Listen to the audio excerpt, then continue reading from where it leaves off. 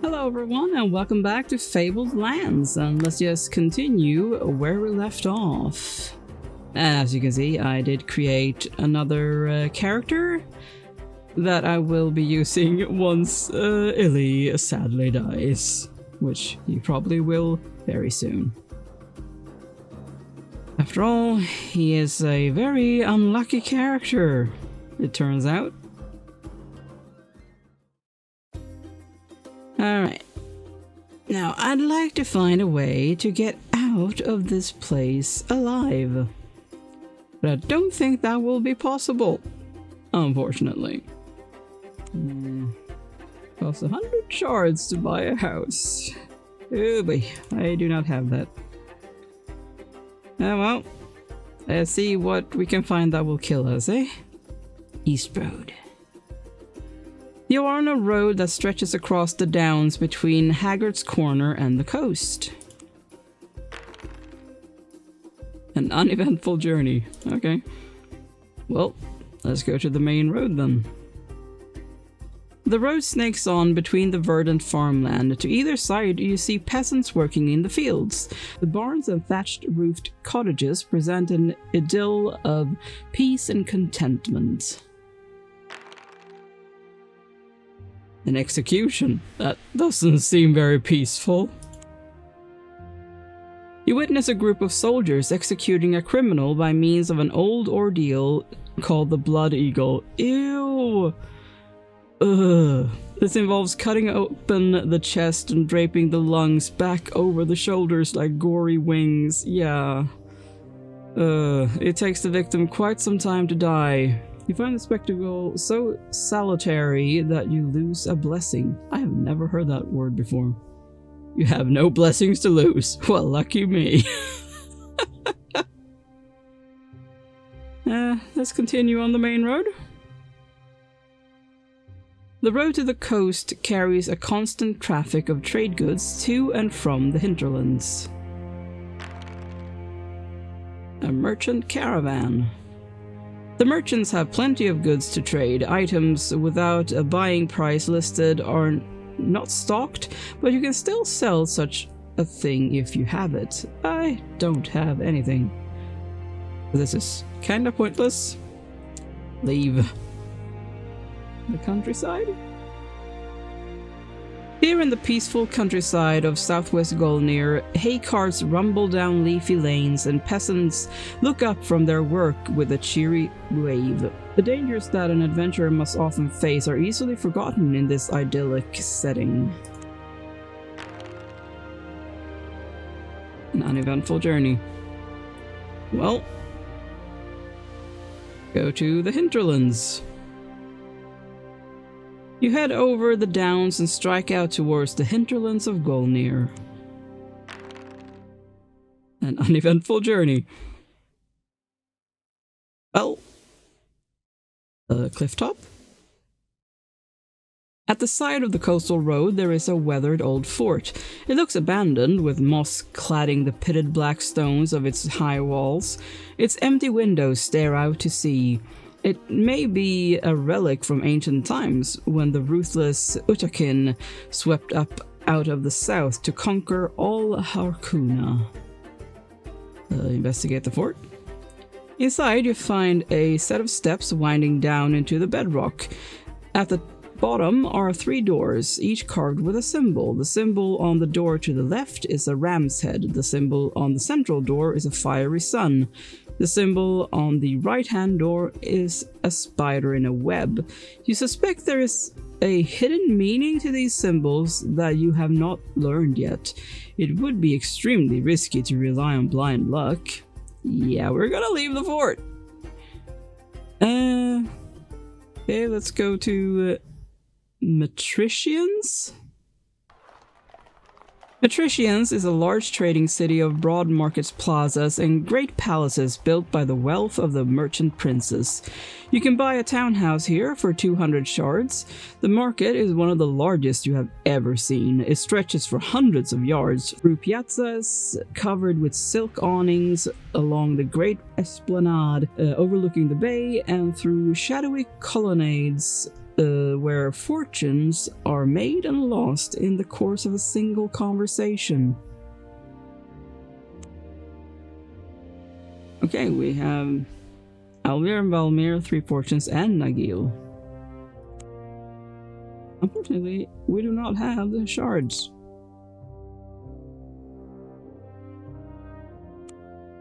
Okay, well, not really much to do here. You set out in the city to listen for rumors. There is naturally no shortage of such in a teeming city like Matricians, where merchants come and go from all corners of the known world. Trade secrets. You get to hear about a spice shipment from Ankonkonu that is due to arrive in port within a few days. I got the news from a wizard who's just come from Dwemer, says the merchant who is telling you this. How come his ship got here before the one with the spice? He gives you a knowing smirk. I said he's a wizard. He probably flew here on a demon's back. If you want to invest in the market on the basis of this information, decide how much you're investing in multiples of 100 shards. Current offering 0 shards. Well, I don't have any shards. Not interested in making an investment. I am interested, but I can't. And I cannot do that. Are there any quests here, by the way? There was nothing there. There's nothing here either. No, unfortunately not. Yeah, I would love to get that. Or that, but I can't. Because I'm broke. Alright, let's leave. The Haunt. Well, that sounds like a place to get attacked. This part of the country is infamous as the haunt of brigands, smugglers, and witches. Smugglers! Alright. You see a group of smugglers bringing their contraband ashore by the light of the moon. Show yourself? The smugglers stop rolling their barrels of whiskey up the beach and stare in amazement as you approach. Hey! Successful charisma roll! The smugglers are quite taken with your roguish ways. They share a glass of whiskey with you. Swapping stories, you learn that they brought some warriors from Akatsurai to these shores. I had to show them the way through the Magwort fence, volunteers one man. I reckon they had a treasure they wanted to leave there.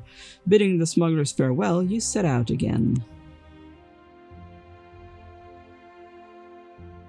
Okay, we have a Castle Orlok.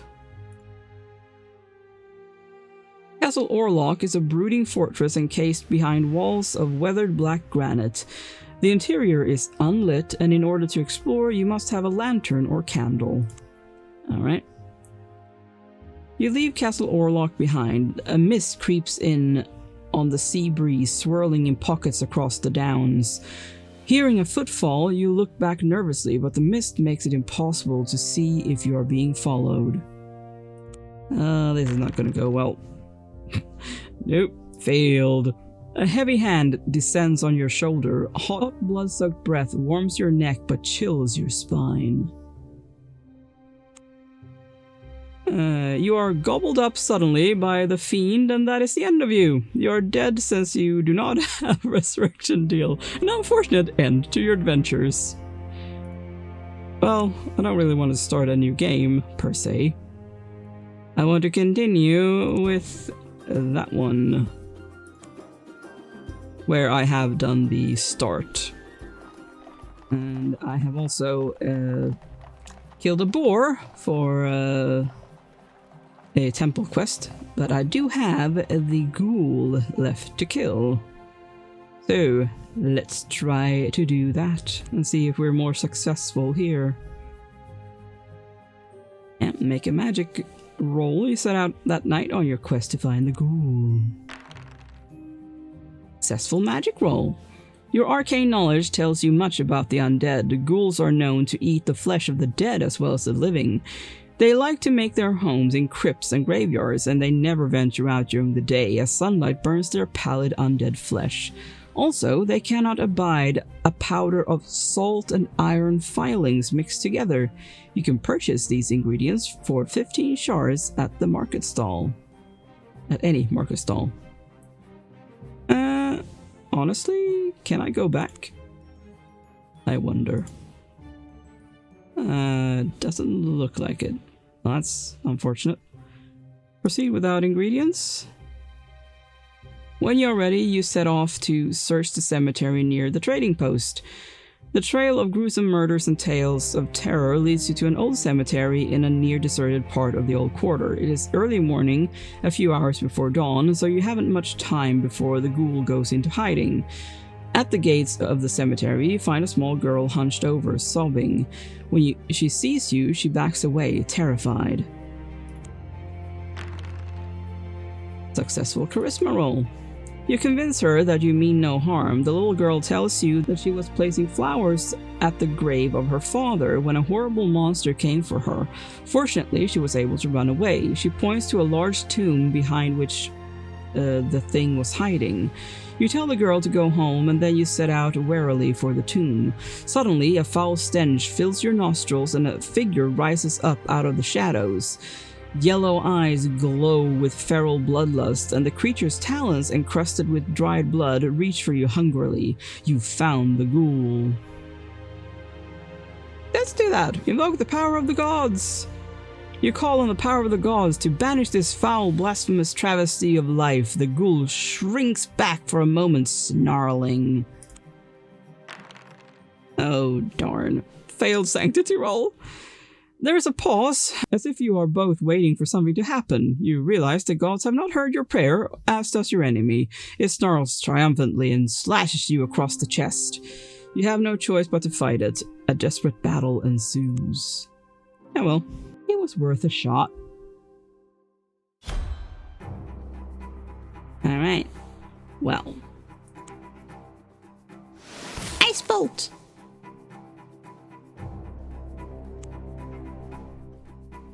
And let's do a lightning strike.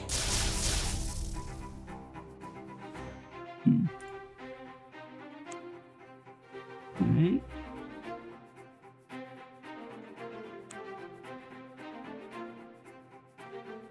Oh, that didn't go well. I can't get past there. I guess we'll do that then.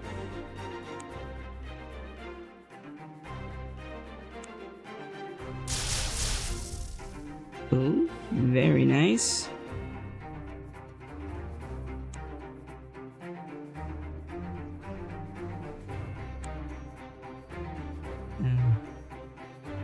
Not really great.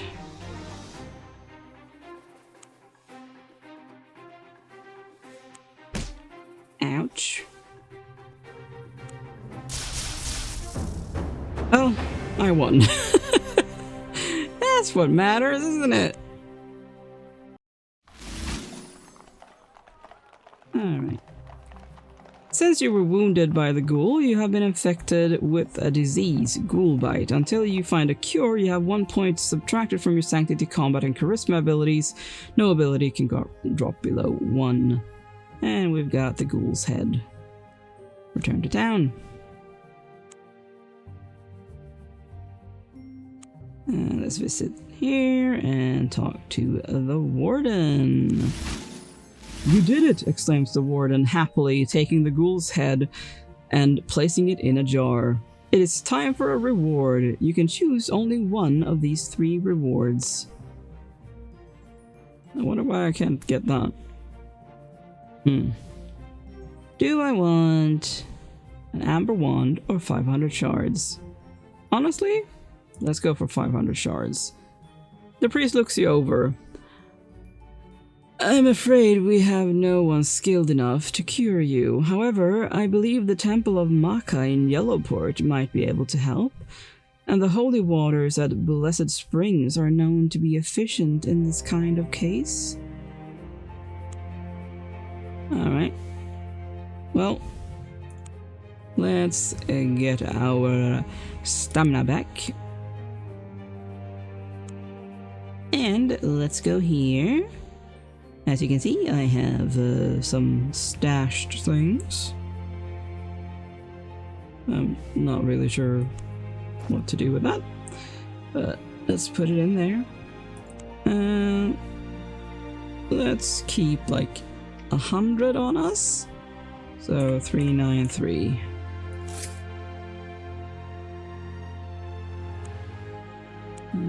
Is there anything of interest here? Well, let's get the lantern. Yeah, let's buy a lantern. Anyway, I guess we should head to Yellowport? Potentially? It feels unnecessary to go by boat. Actually, now that we've spent our cash, we should get some out again. Get 200 out. And leave. And let's go to the stones. Step through one of the archways. Yellowport. Alright. Oh, what do we have here? Ah, Maka! Yes! Temple of Maka, the terrible goddess of disease and famine, is a large underground chamber accessible via an ornate entrance in the middle of the Plaza of the Gods, where all the temples stand in Yellowport. Down below, the walls are bare earth, the ceiling is covered in the roots of growing plants, for Maka is also the goddess of the harvest, who must be kept happy, else disease and famine will strike the people, their crops, and their livestock, bringing ruin to all. Ask to be cured of disease or poison.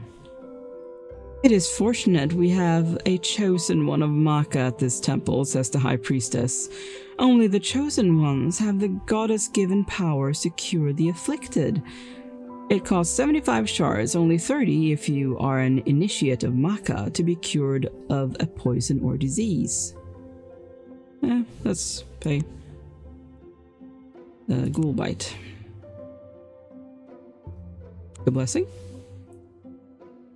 If you are an initiate, it costs only 10 shards to purchase Maka's blessing, and non-initiate must pay 20 shards. You will obtain an immunity to disease and poison. The blessing works by allowing you to ignore any one occasion when you would normally suffer from disease or poison, for instance, the venomous bite of a snake. You can only have one immunity to disease and poison blessing at any one time. Once it is used up, you can return to any branch of the Temple of Maka to buy a new one. Yeah, might as well. Doesn't seem to be a quest there, so let's go to the Temple of Elnir. The Temple of Elnir is an imposing edifice of grey stone inlaid with yellow marbling. Elnir is the god of the sky and of kingship. He is the ruler of the gods. His dreams are the clouds before a storm, says a passing priest. Seek a blessing. If you are an initiate, it costs only 10, and otherwise 25. You will obtain a charisma blessing. The blessing works by allowing you to try again when you make a failed charisma roll. It is good for only one reroll. I don't know if I can have more than one blessing on me at once.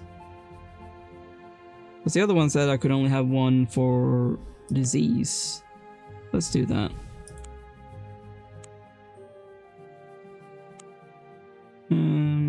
Talk to the High Priest. The High Priest tells you that the golden net of the twin gods has been stolen. The repulsive ones have taken it to their palace beneath the sea in the sunken city of Susudra? Or however that's supposed to be pronounced. The repulsive ones worship the fish god Oannes, who struggles with Alvir and Valmir for control of the sea. We must have that golden net, or the repulsive ones will use it against us. If you return it to us, we will reward you, says the High Priest. The sunken city lies under the coastal waters off the Shadar Tor. Ah, that is where Illy was killed by the squid, I think it was. Not octopi, it was squid. The safety from storms blessing works by allowing you to ignore any one storm at sea. Okay. Sure. I have a bunch of blessings on me now. That costs 200. Okay. Well, I guess we'll head out. Shut our tour. You are on the cobbled road between Yellowport and Marlock City. It is well kept by a Sokaran military. You spot a man up ahead, striding towards you. Suddenly, 5 or 6 bandits appear from the wayside to assault him. The lone figure executes a series of movements, almost faster than the eye can see, and you see his sword flashing in the sun. Moments later, the bandits are all lying dead or dying around him. You stop to compliment him on his swordsmanship. The man, a grizzled veteran of many campaigns, regards you with steely grey eyes and says, "I have learned much of the arts of war in my time, it is true." Impressed by his skill and demeanor, you venture to ask him to teach you some of these arts. He looks you up and down with a critical eye. A successful combat roll. He seems to see something he approves of because he says, "Perhaps, but first you must prove yourself. There is a knight, a man of great evil. He is known as the Black Dragon Knight. Defeat him in battle and I will teach you. Bring me back his black dragon shield as proof of your valor." With that he turns and walks away. "But how will I find him? And then how will I find you?" you cry. "Would you have me kill him for you as well?" he asks over his shoulder. "As for the second, ask for me in the Blue Griffin Tavern in Karanbaru. My name is Yundrit the Sun." You come to the top of a windswept cliff. An ancient pillar of jumbled rock, pitted and weather-beaten, stands at the cliff's edge, with a broken finger pointing at the sky. Seagulls sing their song of desolation in the air. Judging by the runes etched into the rock, the tour dates back to the time of the Shadar, a race that ruled Harkuna so long ago they are lost in myth and legend. Examine the runes. Make a magic roll. Darn it. The runes mean nothing to you. Go down to the beach. You climb down a narrow track to the beach. The sea pounds the rocky shore and the spray lashes your face. A mournful yet utterly captivating singing suddenly fills your ears. You look out to sea and spot several mermaids and mermen cavorting in the surf. Come to us," one of them calls in a lilting voice that fills you with a yearning desire to plunge into the sea and swim out to them. Let's see how this goes. Hey! Successful sanctity roll! "How can I come out to you? I would drown in the sea. Is that what you plan?" you ask angrily. "Don't you know?" sighs one of them. "The kiss of the merfolk gives the power to breathe the waters to one of your kind for a short time." The others laugh mischievously. Be kissed by the merfolk. You ask for a kiss. "Oh no," cry the merfolk. "A kiss is not so easily won. Tell us a tale to stir our hearts.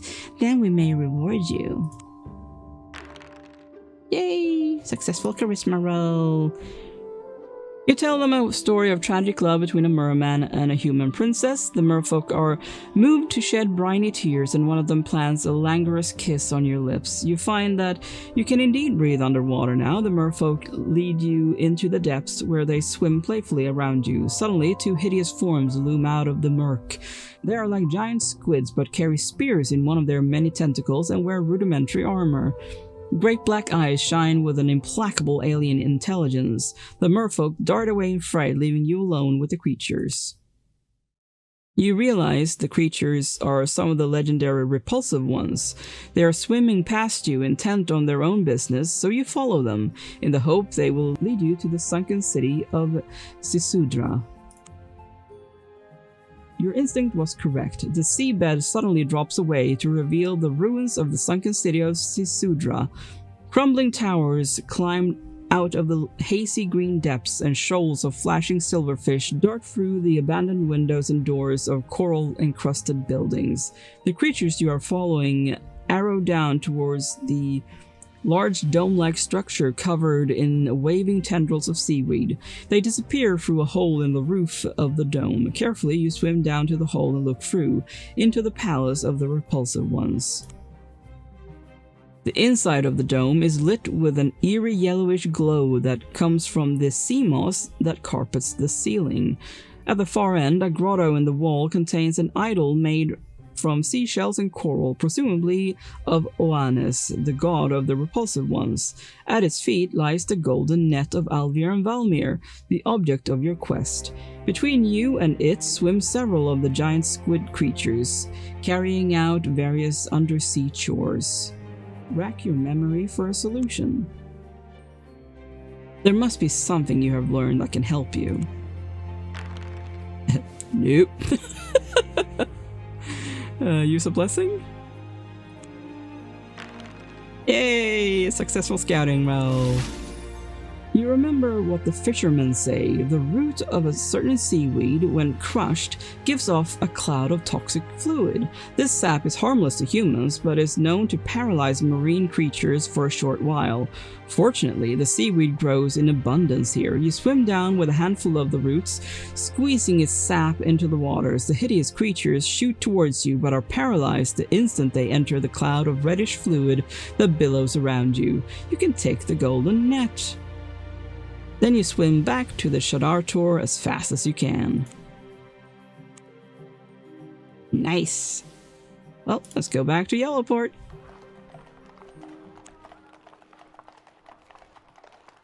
Alvir and Valmir. Talk to the High Priest.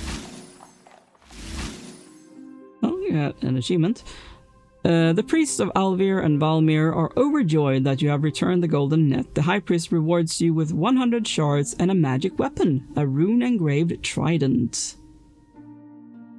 Nice. Although I don't know how good it is compared to what I have, but...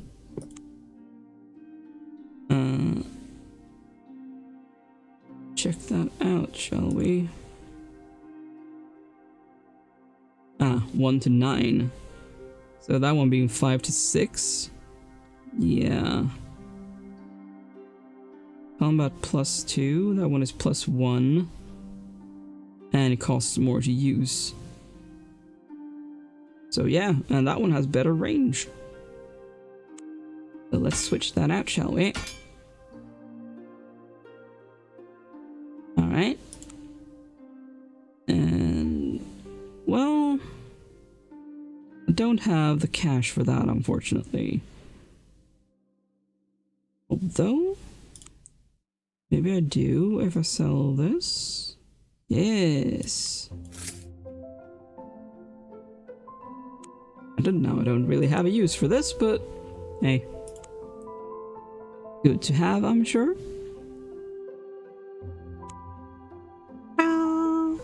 Very nice.